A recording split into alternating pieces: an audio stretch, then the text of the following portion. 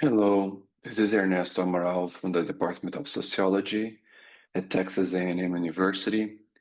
In this lecture, I'm going to talk about development climate, or the nature of development, which is based on chapter 8 of the textbook by Mick and Weber.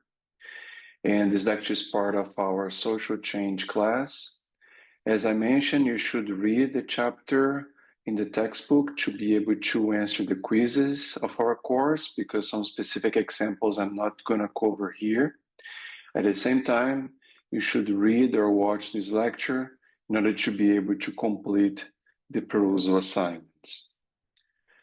This chapter is divided in these main topics here: life worlds at odds, the politics of climate change, business as usual, sustainable intensification proposals, sustainable intensification in question, and renewable energy. In the first topic of life worlds at odds, climate change has created tensions between ecological limits and economic growth. The global north life worlds relied on consumption patterns that harm ecosystems and the global poor. On the other hand, indigenous and peasant communities promote subsistence-based values and relational worldviews. So these divergent life worlds, ways of life, reflect different relationships with nature, labor, and survival between the way that the populations, the global north, live, and, for example, these indigenous and peasant communities in other parts of the world. Development climate are deeply intertwined in today's global system. Climate change is both a consequence of past development and a constraint on future development. The current crisis of the globalization project requires rethinking the nature and goals of development. Climate change intensifies global inequalities and ecological disruption. Developing nations are disproportionately affected despite contributing less to emissions. Responses must address both ecological sustainability and social justice. So although countries in the global north, for example, they have many much higher gas emissions in planet Earth, and promote much more ecological disruption, developing nations, populations in developing nations are the ones that are affected the most by that, because if you have floods, if you have all these natural disasters, they have worse infrastructure to deal with these disruptions. So although these problems are mostly caused by countries in the global north, the global south countries are the ones being affected the most by this ecological disruption. On the second topic of this chapter, the politics of climate change. Climate negotiations, they reflect geopolitical inequalities and diverge in national priorities.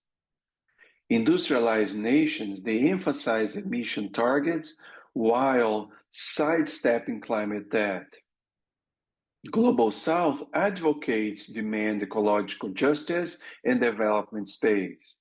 So in other words, countries in the global north, they don't try to tackle the real causes of climate change, while countries in the global south, they actually demand ecological justice and the development a development project that deals with the real causes of climate change, and also trying to deal with these disruptions of climate change and making the global north actually pay and actually try to deal with these real causes of all these problems related to climate change.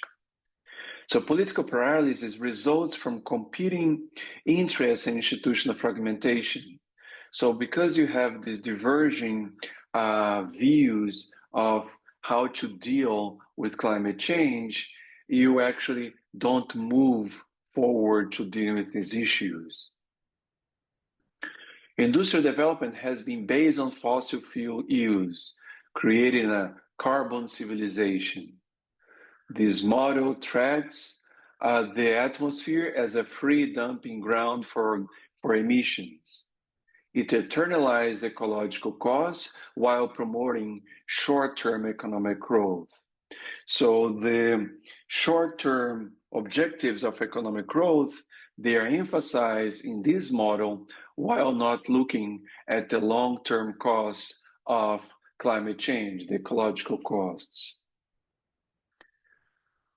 In terms of climate debt and responsibility, wealthy nations, they have historically emitted the most greenhouse gases. Climate debt refers to their obligation to support poor nations in adapting and mitigating, but they do not take the blame for that, and they don't deal with the climate debt, the countries in the global north, the wealthy nations. So this includes financial transfer, technology sharing, and policy reform. So although they should have the responsibility to deal with the issue, these wealthy nations, they do not take the blame. Greenhouse development rights. The framework of greenhouse development rights links human development goals with fair climate action. It argues for responsibility based on capacity to act and historical emissions. The goal is to protect the climate while enabling human development. So the idea here is to have a development that promotes, economic development as well, but at the same time protects the climate.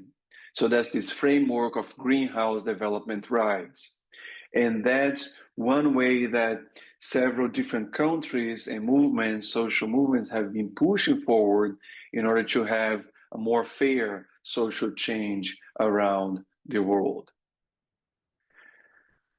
Adaptation focuses on coping with climate impacts already underway, and mitigation seeks to reduce the cause of climate change by cutting emissions.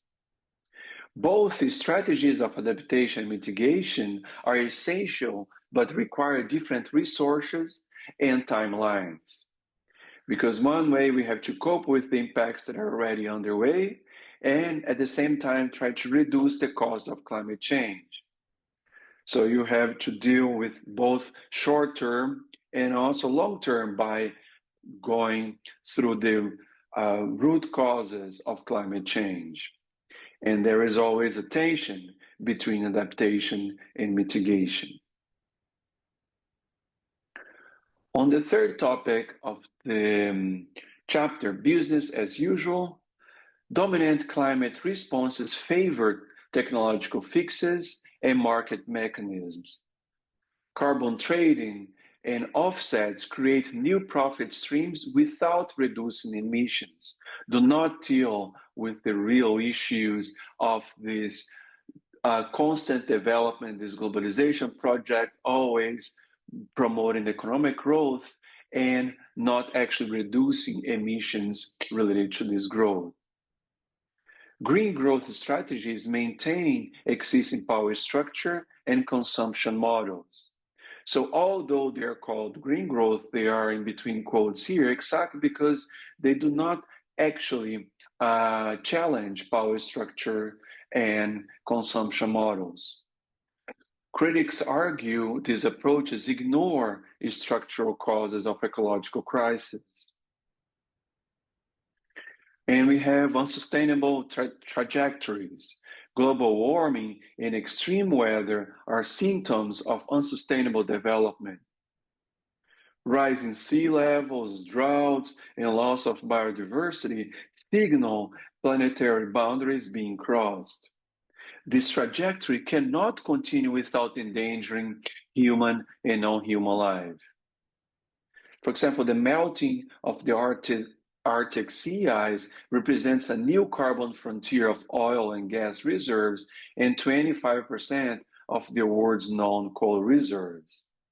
So you have effect on nature, you have all this climate change, you have global warming, but at the same time, what the proponents of constant development they see, it's a new frontier of more oil and gas reserves.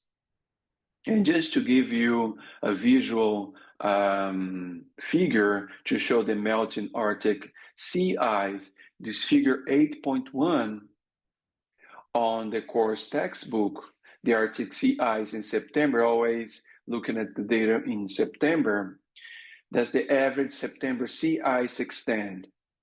Between 1981 and 2010, on average, you had this sea ice extent here, this black line here. But then by 2023, you see how it shrank so much. It's only on this dark gray area here, the sea ice extent. And then you start to have all these areas with possible new frontiers for oil and gas extraction that will affect even more nature in the future, have even more climate change. So you just keep having this economic growth, this development, without dealing with the real issues of climate change. So we have environmental limits. Development policies have often prioritized economic growth over ecological sustainability. Environmental limits challenge the viability of current development pathways. New frameworks must balance human well-being with planetary health. So in the textbook, there is this push for a more sustainable development, but there is always this pushback.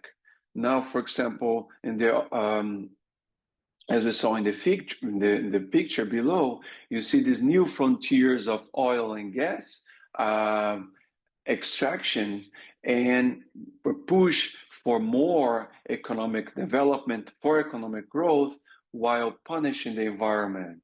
And in the textbook, there is this idea that we should have a more sustainable development, but we don't know where exactly we are going forward to. So there is a development paradox. Development has improved well-being while at the same time degrading the environment. This environmentalist paradox highlights the contradiction in pursuing economic growth at the nature's expense. Rethinking development means addressing this fundamental tension. And that's the push that's being discussed in the textbook towards this sustainable development. That we should have a development that does not degrade so much the environment. So we have reconceptualizing development. Development must shift from consumption to sustainability as a core value. Ecological economics, circular economies, and indigenous perspectives, they offer some of these alternatives to sustainable development. The challenge is to pursue justice, equity, and sustainability together. And then we have the role of international institutions. The United Nations Framework Convention on Climate Change and the Intergovernmental Panel on Climate Change, they shape global climate policy and negotiations. However, critics argue these forums often reflect power asymmetries and slow action. We put together a lot of different people there in countries debating these issues, but still you have a lot of power imbalance between the people in the debate, and they actually don't promote real action. Reforms are needed to strengthen accountability and justice in global governance. And in the next topic here, sustainable intensification proposals or sustainability proposals, agro-industrial actors promote intensification to feed the growing population sustainability. This approach seeks higher yields using fewer inputs and environmental resources. So the idea is to increase production, but with fewer inputs and looking at being concerned with effects in the environment. Corporate actors position themselves as stewards of innovation and sustainability. The logic assumes global food demand is fixed and technological. And we have the Sustainable Development Goals. The Sustainable Development Goals, the SDGs, they aim to balance social, economic, and environmental priorities. The Goal 13 focuses specifically on climate action. Specific on climate action is emphasized within the Sustainable Development Goals. The implementation challenges include funding, coordination, and political will. Although you have this debate and these forums, as we talked before, of having these goals of to have a more sustainable development, and we actually specifically tackle or talk about the problem of climate action, the implementation actually is not possible because lack of funding, coordination, and political will. And we have corporate responsibility as well. Corporations are key actors in emissions and environmental degradation. Many adopt superficial green branding without systematic change. Although these corporations talk about green development and so on, they actually do not tackle the real causes of climate change. Accountability requires regulation, transparency, and genuine transformation. But what we have the other way around, a push for deregulation, less oversight of the government on these corporations. And in terms of ecological modernization, this approach argues that technological innovation can decouple growth from harm. Critics warn it may reinforce existing inequalities and delay necessary change.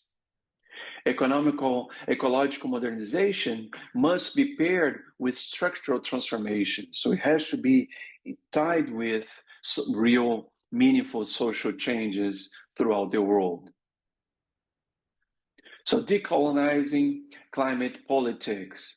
Decolonial perspectives critique the legacy of imperialist environmental governance.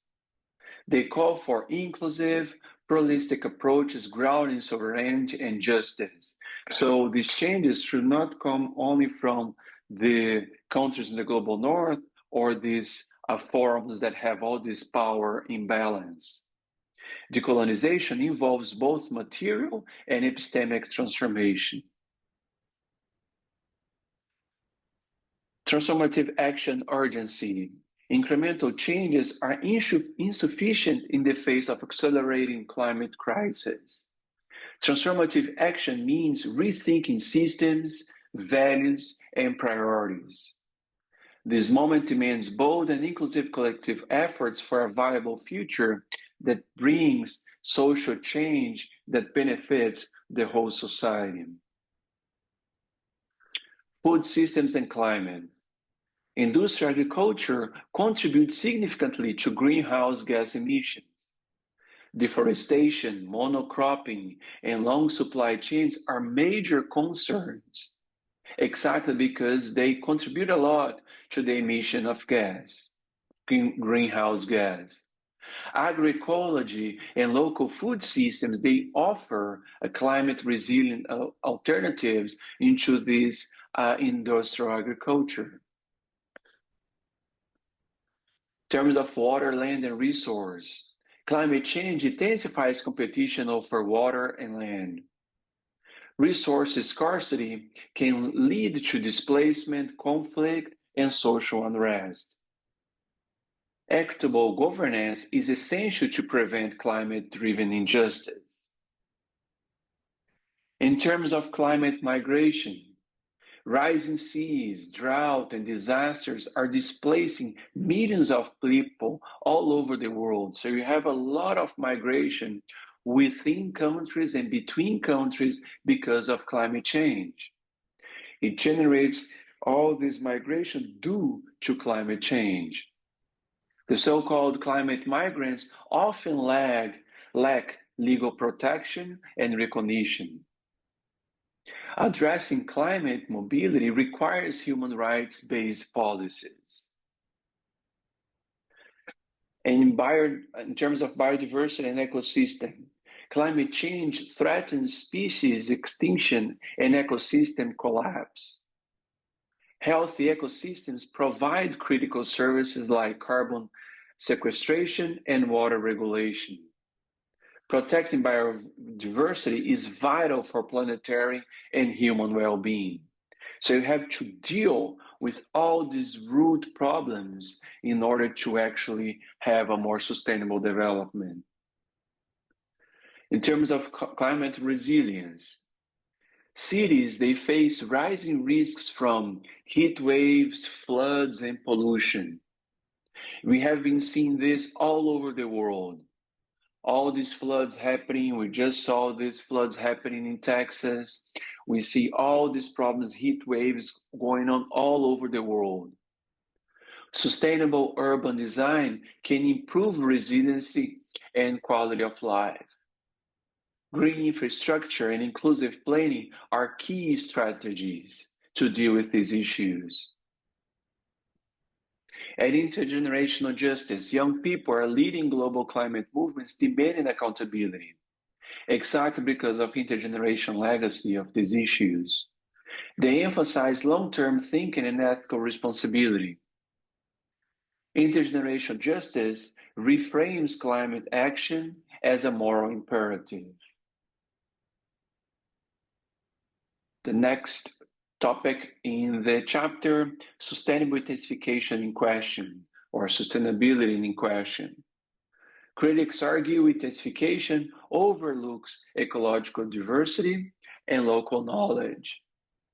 Peasant movements advocate agroecology as a socially just and sustainable alternative. So you start to see some countries having policies moving towards this agroecology, more family agriculture, small businesses, small farmers, and so on. And that's really clear on some of the policies going on in Brazil right now. Agroecology prioritizes soil health, biodiversity, and community resilience. The debate reflects deeper conflicts over control of land, labor, and food systems. So that deals with agrarian reform, trying to have small farms instead of these big businesses doing agriculture production.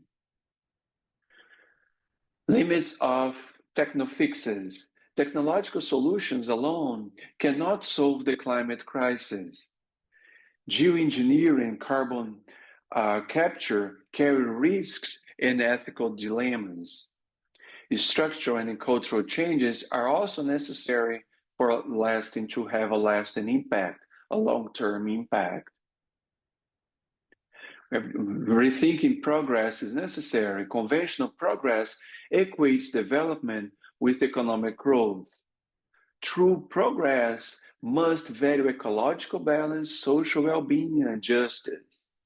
Redefining progress opens space for sustainable and equitable futures to promote meaningful social changes. Climate awareness. Cultural change is essential for shifting values around consumption and nature. Media, education, and art, they shape how people perceive and respond to climate. Awareness campaigns must reach across class, age, and geography. And ethics of sustainability. Sustainability involves moral questions about responsibility, equity, and limits. It requires balancing present needs with future generations' well-being.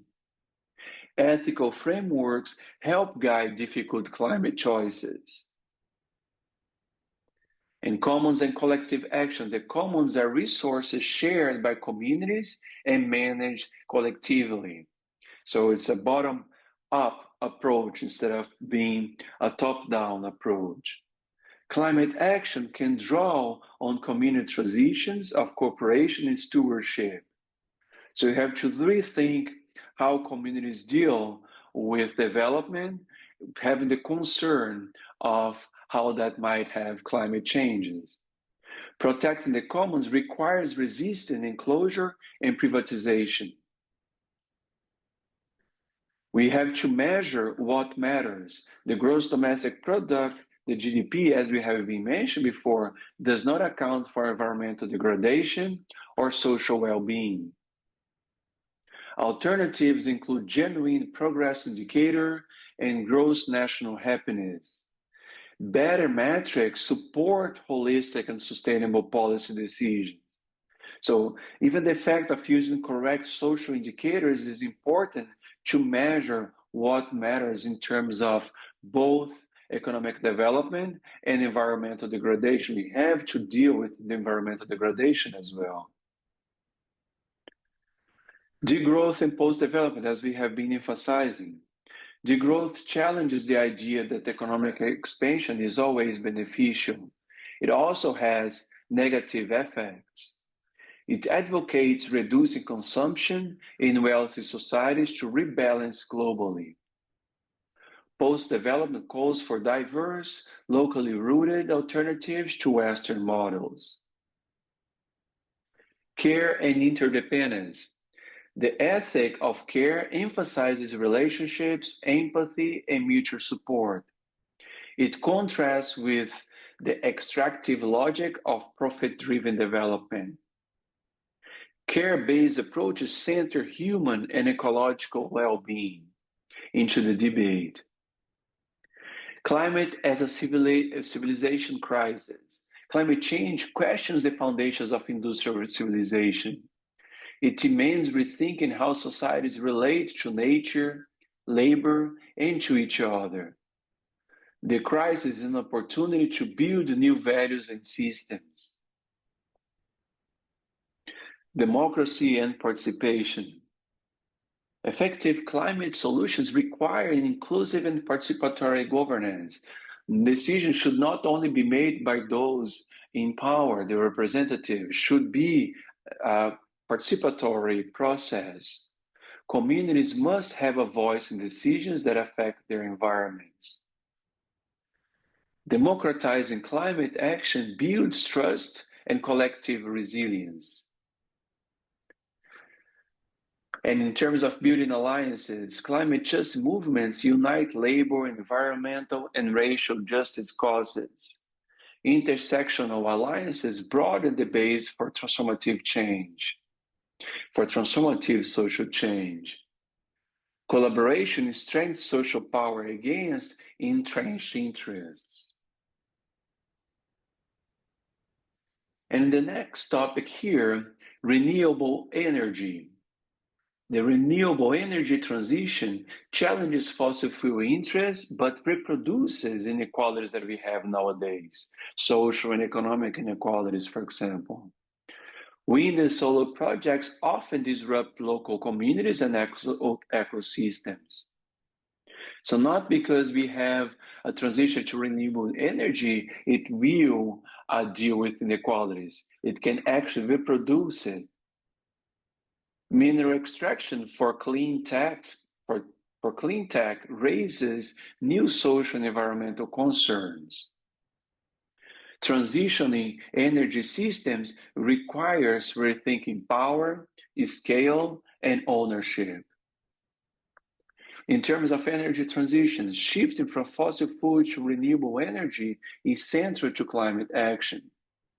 But at the same time, transitions must be just, ensuring fair access and avoiding new inequalities.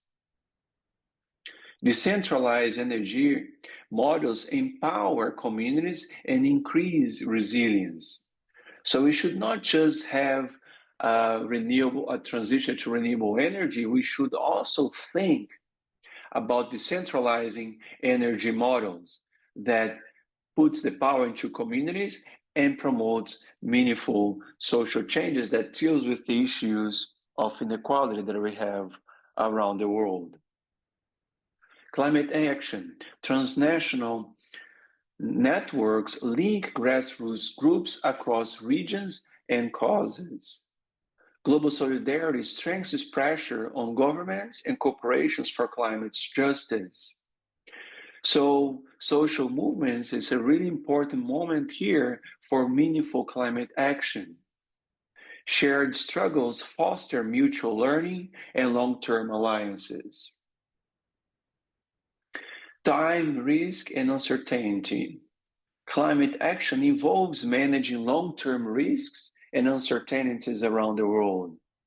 Delayed responses increase the costs and reduce available options to deal with all these issues created by globalization and development. Planning for the future requires flexibility, resilience, and foresight, looking more in the long-term issues. Ecological democracy integrates environmental limits into democratic practice. It empowers citizens to make decisions that protect ecosystems and communities.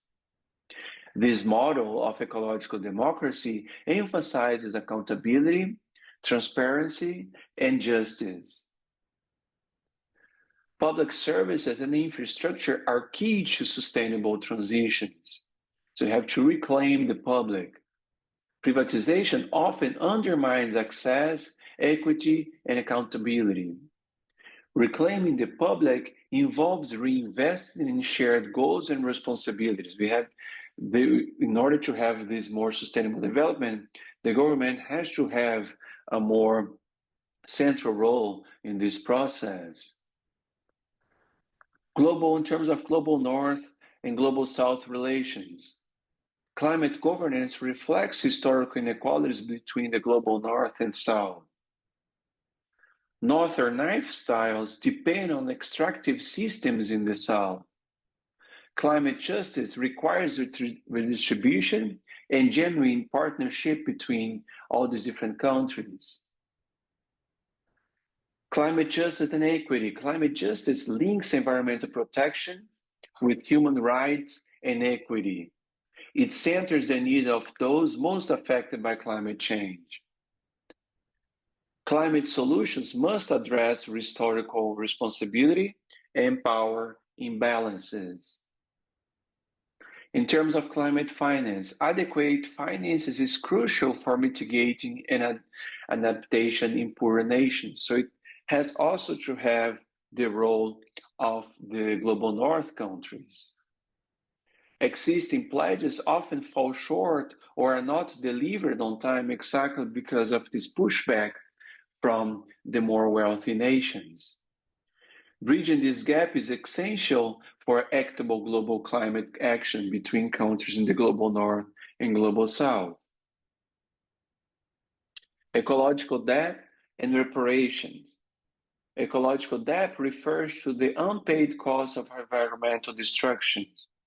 It includes extraction, pollution, and displacement borne by the global South. Reparations involve acknowledging, addressing, and compensation for these impacts. So countries in the global North have to also deal with the reparations created by this unrestrained development and all these impacts on the climate, all these negative effects on nature. Climate reparations address historical injustice and disproportionate burdens. They include financial support, debt cancellation, and technological transfer. Debt cancellation that countries in the global South should pay the global North. The one idea is that this cancellation would let them develop more and that it would be beneficial to everybody. And have technological transfer across countries as well. Ethical frameworks emphasize fairness, recognition, and redistribution. So overall, a summary of this chapter: climate change challenges dominant models of development and growth. Justice, equity, and sustainability are central to climate action. Indigenous knowledge and global solidarity offer transformative insights. Technological fixes alone are insufficient without systematic change to promote meaningful social change. A just and livable future requires ethical, cultural, and political shifts. And some questions for reflections, so you can think for the assignments in the course. How does climate justice reframe global development priorities? What roles do indigenous and local knowledge play in climate solutions? Can economic growth be compatible with planetary sustainability? What ethical frameworks guide responses to climate change? How can we imagine and build more just ecological futures? So thank you very much. That was another lecture of our social change class, and thank you very much for your attention.